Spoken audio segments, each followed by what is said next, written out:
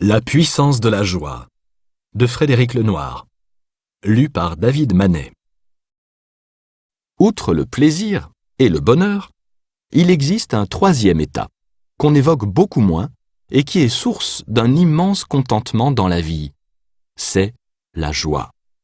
La joie est une émotion ou un sentiment que les deux psychiatres François Lelore et Christophe André décrivent comme une expérience à la fois mentale et physique intense, en réaction à un événement, et de durée limitée.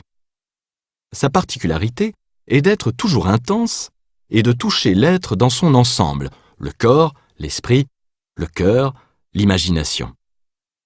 La joie est une sorte de plaisir décuplé, plus intense, plus global, plus profond. La plupart du temps, la joie, comme le plaisir, répond à un stimulus extérieur. Elle nous tombe dessus, avons-nous coutume de dire. Nous avons réussi un examen, nous sommes joyeux. Nous gagnons une compétition, nous exultons de joie. Nous découvrons la solution d'un problème complexe, nous sommes remplis de joie. Je retrouve un ami perdu de vue depuis longtemps, je suis envahi par la joie. La gestuelle du plaisir est bien souvent sobre, lente. On sourit de contentement, on respire d'aise, on s'étire de satisfaction comme un chat repu auprès d'un bon feu. La joie, le plus souvent, est bondissante. Intense, exubérante, elle nous secoue, nous transporte, s'empare de notre corps, en prend le contrôle. Nous levons les bras au ciel, nous dansons, nous sautons, nous chantons. Pour ma part, je suis un fan de football, à la fois joueur et supporter. Quand l'équipe que je soutiens marque le but décisif à quelques minutes du coup de sifflet final, je ne peux pas rester assis. Je saute de joie. Mon corps a besoin de manifester cette pulsion de vie qui surgit en moi, même si la cause en est aussi triviale qu'une victoire lors d'un match de foot. Et comment oublier cette joie collective qui s'est emparée d'une nation entière au soir du sacre des Bleus lors de la finale de la Coupe du Monde en 1998.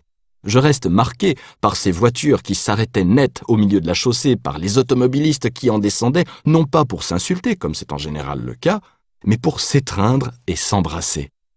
C'est l'une des particularités de la joie. Elle est communicative. Ce n'est pas un petit plaisir en solitaire.